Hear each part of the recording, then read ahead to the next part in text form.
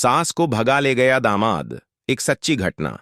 नमस्कार दोस्तों, स्वागत है आप सभी दर्शक बंधुओं का हमारे YouTube चैनल क्राइम की दुनिया में। दोस्तों, आज की वीडियो में जो हम आपको ये कहानी सुनाने के लिए जा रहे हैं, ये कोई पौराणिक या धार्मिक कहानी नहीं है, न किसी पुराण से ली गई है, न किसी कहानियों की किताब से ली गई है। ये कहानी नहीं बल्कि एक सच्ची घटना है, और ये अभी हाल की ही घटना है। ये कोई ज्यादा पुरानी घटना नहीं है। ये घटना 2-4 दिन पहले की ही है। ये घटना दोस्तों कहाँ की है? ये घटना अलीगढ़ जिला की है, जिसमें आज हम आपको बताएंगे कि सास दामाद के साथ में भाग गई और जाकर के उसकी दुल्हन बन गई। दोस्तों, ये टाइटल सुनकर कि आप बहुत ही आश्चर्य में पड़ गए होंगे। ये कैसा रिलेशन आज के युग में चल रहा है? कहते हैं कि सास और दामाद का एक मां बेटे जैसा रिश्ता होता है, पवित्र रिश्ता होता है सास और दामाद का। लेकिन क्या यह सोचा जा सकता है कि एक सास दामाद के साथ में भाग जाए और उसकी दुल्हन बन जाए? क्या आपने यह भी कभी सोचा होगा कि सास और दामाद की प्रेम कहानी चल रही हो, प्रेम प्रसंग चल रहा हो, और धीरे धीरे वह प्रेम प्रसंग इतना बढ़ गया हो कि अंत में सास को दामाद के साथ भागना ही पड़ गया हो? दोस्तों, जो यह कहानी आपको मैं बताने के लिए जा रहा हूं, यह अलीगढ़ जिला की है, जो आजकल सोशल मीडिया पर बहुत ही वायरल हो रही है। इस कहानी को सुना करके मुझे किसी की भावनाओं पर ठेस पहुंचाने का मेरा मतलब नहीं है। न किसी की आलोचना करना है, न किसी की निंदा करना है, बल्कि इस कहानी के माध्यम से हमें अपने समाज के लिए, अपने सनातन धर्म के लिए, और सनातन धर्म के लिए ही नहीं बल्कि हर धर्म के लोगों के लिए उन्हें जागरूक करना है। बस इस कहानी का सुनाने का मतलब तो यही है। बल्कि जहां यह घटना हुई है, जिस गांव की घटना हुई है, जिस परिवार से यह कहानी बनी है, प्रेम की और घटना हो गई, तो वहां के लोगों की भावनाओं का ठेस पहुंचाने का मेरा तात्पर्य नहीं है। दोस्तों, आप तो देखते ही रहते हैं सोशल मीडिया पर कि आज कल के समय में ऐसे ऐसे घिनौने कुकृत दिखाई दे रहे हैं। सोशल मीडिया पर ऐसी ऐसी वीडियो दिखाई दे रही हैं। आप लोगों ने भी देखी होंगी, आपने देखा होगा। कहीं कई पिता बेटी के साथ में विवाह कर रहा है, कहीं पर चाचा भतीजी के साथ में विवाह कर रहा है, और कहीं पर कहते हैं ना, भाई बहन का एक खून का रिश्ता होता है, तो कहीं कहीं भाई बहन के साथ में विवाह कर रहा है, और बहन भाई के साथ में प्यार कर रही है, प्रेम कर रही है, उनकी लव स्टोरी चल रही है। तो दोस्तों, अब जरा विचार करने वाली बात है। अंदाजा लगा सकते हैं आप, पिता बेटी, चाचा भतीजे, सास दामाद और भाई बहन, आज जो इस तरह के रिश्ता होते हैं, रिलेशनशिप होते हैं, यह बड़ा ही पवित्र रिलेशन होते हैं। इसमें गलत भावनाएं, घिनौने काम कभी सोचे नहीं जा सकते हैं। करने की तो बात बहुत दूर की है, लेकिन आजकल ये अक्सर वीडियो सोशल मीडिया पर देखने को मिल रही है। कई भाई बहन का प्रेम, कई भाई बहन की वासनाएं, कई चाचा भतीजे की वासनाएं, कई बाप बेटी की वासनाएं, एक दूसरे के लिए वासनाओं में लिप्त हैं, और वासना ने उनके दिमाग पर इतना प्रभाव जमा लिया है कि वो अपना रिश्ता ही भूल चुके हैं और अपने ही खून से घिनौने कार्य करने में लगे हैं, जुटे हैं। मैं सोचता हूं कि आगे चलकर के क्या होगा, जब अभी से ही अपना खून, अपना सगा रिश्ता व्यक्ति भूलता जा रहा है, तो आगे चलकर के क्या हुआ? भाई बहन के रिश्ता पिता, बेटी के रिश्ता का चाचा, भतीजे के रिश्ता का सास, दामाद के रिलेशन का कोई मतलब ही नहीं रह जाएगा।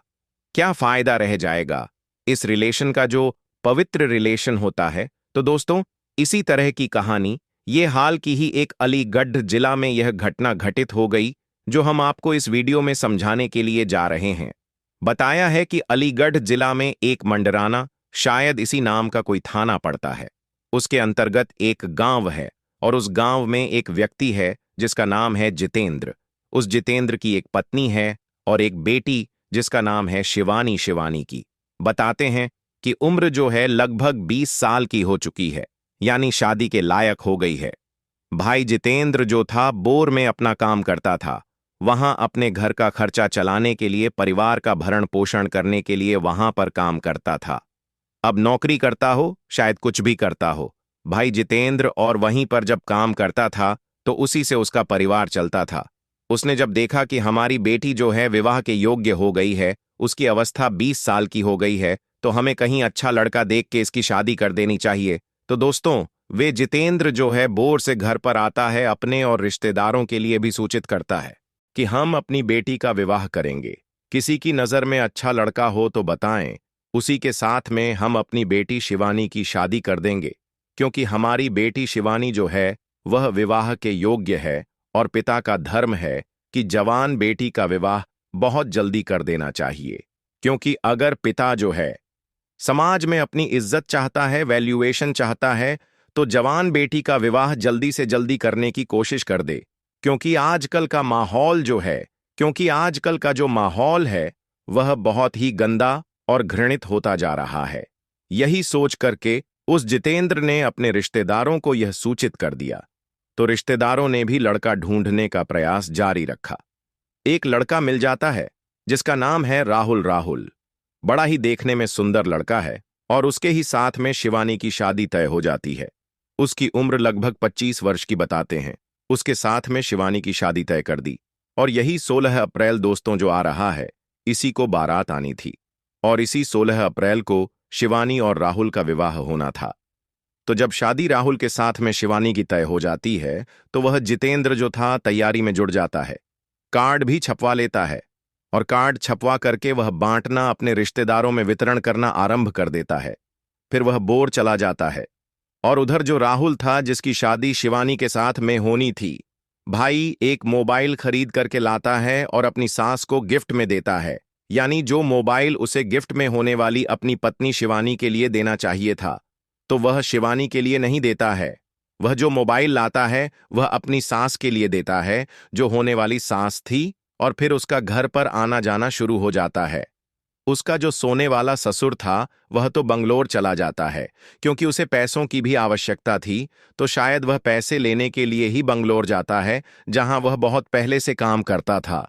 और यह भी बताया जाता है कि शिवानी की शादी के लिए वह लगभग 5 लाख का जेवर भी बनवा लेता है, क्योंकि वह अपनी बेटी शिवानी के लिए भी जेवर देना चाहता था और दामाद के लिए भी। तो सूचना के मुताबिक 5 लाख का वह ज्वेलरी बनवा लेता है और 3 लाख कैश उसके घर पर रखा होता है। वो शादी में खर्चे के लिए अब वह कार्ड बांटने लगता है और उधर जो उसका जितेंद्र का होने वाला दामाद था, उसका आना जाना शुरू हो जाता है। जब उसने अपनी होने वाली सास के लिए एक फोन गिफ्ट में दिया, तो बात होने वाली पत्नी शिवानी से करनी चाहिए थी। उसे ही फोन देना चाहिए था, लेकिन नहीं दिया, सास को दिया। और सास से ही होने वाले उस दामाद ने यानी राहुल ने बात करना आरंभ कर दिया। और पूरी पूरी रात वह राहुल अपनी सास से बात करता था और वह सास भी अपने होने वाले दामाद राहुल से पूरी पूरी रात, पूरे पूरे दिन बात करती थी। धीरे धीरे और आना जाना बढ़ा। राहुल जो है वो आ जाता है और एक कमरे में अपनी सास को लेकर के जाता है और घंटों वही बातें करता है। पूरा पूरा दिन उसी कमरे में बैठ के वह सास और दामाद बिता देते हैं। अब क्या करते थे, क्या नहीं करते थे, वो तो वही जाने। उधर जो शिवानी और घर वाले सोचते थे, कोई बात नहीं, ये हमारी माँ है और ये हमारे होने वाली पति है। जैसी हमारी ये माँ है तैसी राहुल की माँ है। तो शिवानी ने कोई गलत भावनाएं अपनी माँ के प्रति और अपने होने वाले पति के प्रति नहीं सोची। किसी को कोई गलत डाउट नहीं हुआ, क्योंकि वह सास और दामाद थे और सास और दामाद का एक रिश्ता माँ बेटे जैसा होता है, तो किसी को कोई गलत डाउट नहीं हुआ। लेकिन राहुल जो था वह आता था और अपनी सास को कमरे के अंदर ले जाता था और पूरे पूरे दिन बैठ कर के वही बातें किया करता था। धीरे धीरे धीरे धीरे समय और बीतता था। इसी 16 अप्रैल को बारात आनी थी। राहुल की और शिवानी के साथ में शादी होनी थी। तो दोस्तों, जैसे जैसे शादी की तारीख नजदीक आती गई और वैसे वैसे राहुल का और उसकी सास का प्रेम प्रसंग जो था, प्रेम बढ़ता चला गया। उधर जितेंद्र जो था वे डेली कार्ड बांटने के लिए सुबह ही सुबह खा पी के निकल जाता था और शाम को लौट करके आता था। जितेंद्र की पत्नी ने देखा कि हमारे पति जो है वो कार्ड बांटने के लिए चले गए हैं। उधर बाद शिवानी भी कहीं बाहर निकल गई थी, घर पर कोई नहीं था। तो राहुल आता है और अपनी सास को लेकर के वहां से फरार हो जाता है। कहते हैं कि जो सा लाख था और 5 लाख की जो ज्वेलरी बनवाई थी जितेंद्र ने, वो सब लेकर के वह सास अपने दामाद के साथ में फरार हो गई, भाग गई। 1 लाख भी घर पर नहीं छोड़े चली जाती है। शिवानी जब कहीं से लौट के आती है, घर पर उसे मां नहीं दिखाई देती है, तो वह पता इधर उधर लगाती है। उसने सोचा शायद मां कहीं कार्ड देने के लिए गई हो रिश्तेदारी। फिर वह अपने पिता जितेंद्र को सूचना देती है कि मां घर पर नहीं है। तो जितेंद्र ने विचार किया, हो सकता है वह कहीं रिश्तेदारी में कार्ड बांटने के लिए गई हो। शाम को जब जितेंद्र लौट करके आता है, लेकिन उसकी पत्नी नहीं आती है। जब पत्नी नहीं आई तो जितेंद्र घबराने लगा। उसने रिश्तेदारों के लिए सूचित किया कि हमारी पत्नी जो है सुबह से गायब है, पता नहीं कहाँ गई है, और इतनी देर हो गई, शाम हो गई, लेकिन लौट करके नहीं आई। तो रिश्तेदार भी पता लगाते हैं, लेकिन उसका कहीं पता नहीं लगा। फिर अंत में जितेंद्र ने अपने होने वाले दामाद राहुल के लिए फोन किया और राहुल से कहा कि तुम्हारी जो सास है वो सुबह से लापता है, और इतनी देर हो गई, रात हो गई, लेकिन लौट करके नहीं आई। क्या बात है उनका, कहीं पता लगाओ, कहाँ चली गई, कोई उनका पता ठिकाना तो मिलता नहीं है। तो दोस्तों, राहुल जो था एयर फेयर की बात अपने ससुर से करता रहा, लेकिन उसने रियल बात नहीं बताई, कहीं इधर की बात कहीं उधर की बात करता रहा। उसके बाद में जब उससे ज्यादा दबाव डाला गया, पूछा गया, तब उस राहुल ने अपने होने वाले ससुर जितेंद्र से कहा कि आपको परेशान होने की आवश्यकता नहीं है, आपकी पत्नी जो है वो मेरे पास है। आप उसे परेशान करती थी, लेकिन वो आपसे परेशान होकर के मेरे साथ में चली आई है। अब आपको मेरे यहां आने की जरूरत नहीं है, और आपकी पत्नी आपके घर पर नहीं आने वाली है। दोस्तों, ये सुनकर के जितेंद्र के पैरों के तले जमीन खिसक जाती है। ये क्या हुआ? धीरे धीरे बात रिश्तेदारी में फैल गई। जो कार्ड बांटे जा रहे थे, खुश होकर के एक पिता अपनी बेटी शिवानी का विवाह करने के लिए कार्ड बांटता फिर रहा था और सोच रहा था कि मैं अपनी बेटी शिवानी का विवाह बड़ी ही हंसी खुशी से करूंगा, धूमधाम से करूंगा। वो भी सपना जो था अधूरा का अधूरा रह गया। जितेंद्र जो था अब टूट गया, उसकी सांस लटकी की लटकी रह गई। ये क्या हुआ? अरे, ऐसा तो मैंने कभी सपने में भी नहीं सोचा था कि मेरी पत्नी अपने होने वाले दामाद के साथ में भाग जाएगी, ये घिनौना काम करेगी। बहुत दुखी हुआ। रिश्तेदारों को भी पता चला। तो दोस्तों, उसके बाद में कहते हैं कि पुलिस के लिए सूचना भिजवाई गई, और जब पुलिस ने यह घटना सुनी तो पुलिस भी दांतों के तले उंगली दबा गई।